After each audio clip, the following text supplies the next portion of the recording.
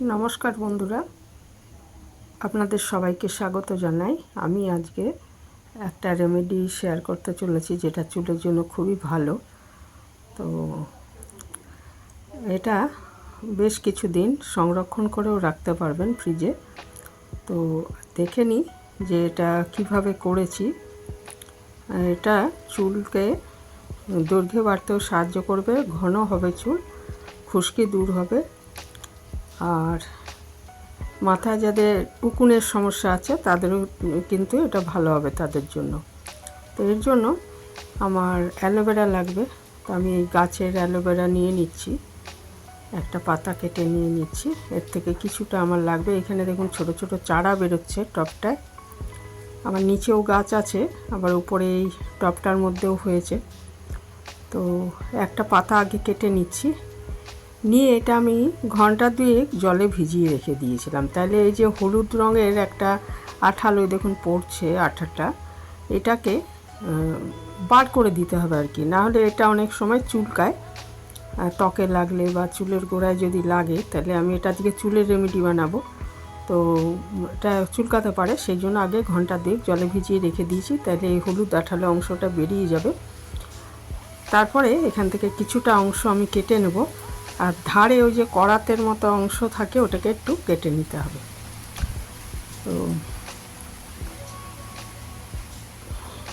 এটা আমি রেখে দিয়েছিলাম 2 ঘন্টা কেটে জলের মধ্যে। তারপরে একটা স্টিলের বাটিতে আমি পরিমাণ মতো নারকেল তেল নিয়ে নিচ্ছি। আপনারা যতটা বানাবেন সেই হিসাবে নেবেন নারকেল তেল। তা এই নারকেল তেল নিয়ে নিলাম এর মধ্যে। আর আমার লাগবে নিম পাতা। অ্যালোভেরার কথা তো আগেই বলেছি। নিম পাতা, কিছু নিম পাতা আমি ধুয়ে রেখে দিয়েছিলাম। নিম পাতা হচ্ছে চুলের জন্য ভীষণ ভালো। আমাদের যে স্কাল্পে খুশকি হয় বা অনেকে উকুনের সমস্যায় ভোগে বা নানা রকম ইনফেকশন হয়, সেগুলো হলেই কিন্তু চুল পড়তে থাকে। এই চুল পড়া বন্ধ হবে এবং চুলে গ্রোথ আসবে এই অ্যালোভেরা নিমের জন্য। তো প্রথমে একটা তাওয়া মধ্যে আমি ওই নারকেল তেলের বাটিটা বসিয়ে দিচ্ছি। এটা একটা কড়াইতে জল নিয়ে তার মধ্যেও করতে পারতাম, তো আমার এটাই সুবিধাজনক বলে এইভাবে করলাম। কারণ সরাসরি গ্যাসের ওভেনে তো বসানো যাবে না, তাহলে তেলটা পুড়ে যাবে, সেই জন্য তেলটা আগুন লেগে যেতে পারে, সেই জন্য এইভাবে করছি। আর এতে তেলের পুষ্টিগুণটাও বজায় থাকবে এইভাবে গরম করলে। তো তেলটা খানিকটা গরম হয়ে যাওয়ার পর ওই ধুয়ে এবং শুকিয়ে রাখা নিম পাতাগুলো আমি এর মধ্যে দিয়ে দিলাম। নিম পাতা মিনিট 10 এইভাবে ফুটিয়ে নেব। আর ততক্ষণ এটা মিশিয়ে দিয়েছি ভালো করে তেলের মধ্যে। 10 মিনিট মতো ফুটিয়ে নেব। আঁচটা হচ্ছে মিডিয়াম টু লোতেই রাখবেন। আর ততক্ষণে আমি অ্যালোভেরা জেলটা রেডি করে নিই। ওটা তো ঘন্টা 2 আগে ভিজিয়ে রেখেছিলাম। এবারে ওটা এক টুকরো নিয়ে ওটাকে আমি জেলটা বার করে নেব। এটা মিনিট 10 হয়ে গেছে, দেখুন পাতাগুলো একদম ভাজা ভাজা হয়ে গেছে প্রায়। ওইদিকে আমি জেলটা বার করে নিয়েছি। সেটা হচ্ছে আমি ওটাকে ধারগুলো কেটে উপরের অংশটা ছাড়িয়ে নিয়ে এটাকে আমি ভেতরে যে অংশটা আছে শাঁসালো ওটাকে বার করে নিচ্ছি, গ্রেট করে বার করে নিচ্ছি, বা ছোট ছোট টুকরো করেও কেটে নিতে পারেন। এই ওপরের ছালটা আগে বার করে দিতে হবে আর কি। তা আমি এটা গ্রেট করে এটা বার করে নিয়েছি, এটা জেলটা আর কি। ফ্রেশ জেলই নিতে হবে, তাহলে বেটার হবে। কেনার জল তো ব্যবহার করা যায়, কিন্তু যদি ফ্রেশ জেলটা নেওয়া হয় তাহলে অনেক বেশি ভালো হবে আর কি।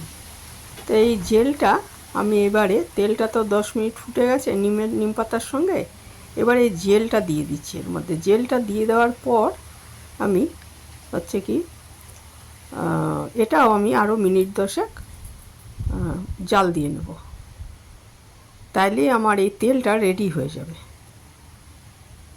তো এটা দেওয়ার পর আরও মিনিট 10 জাল দেওয়ার পর এটা যখন একদম মিশে যাবে জেলটাও তেলের মধ্যে, দেখলে আপনি এটা মাঝে মাঝে নেড়ে দিতে হবে, তাহলেই বোঝা যাবে জেলটা আস্তে আস্তে, অ্যালোভেরা জেলটা আস্তে আস্তে তেলটার সঙ্গে মিশে রেডি হয়ে যাবে। এই যে একটা ভাবটা, জেলির মতো ভাবটা, সেটা চলে যাবে। তখন বুঝতে হবে যে তেলটা রেডি হয়ে গেছে।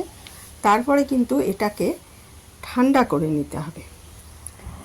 ঠান্ডা করে নিয়ে মাখবেন যে চুলে, সেটা ঠান্ডা করে ঠান্ডা তেলই মাখতে হবে। বড় জোর খুব সামান্য ঈষদ উষ্ণ ভাব থাকে, সেই অবস্থায় মাখা যেতে পারে, কিন্তু গরম তেল কিন্তু চুলের মধ্যে মাখা যাবে না।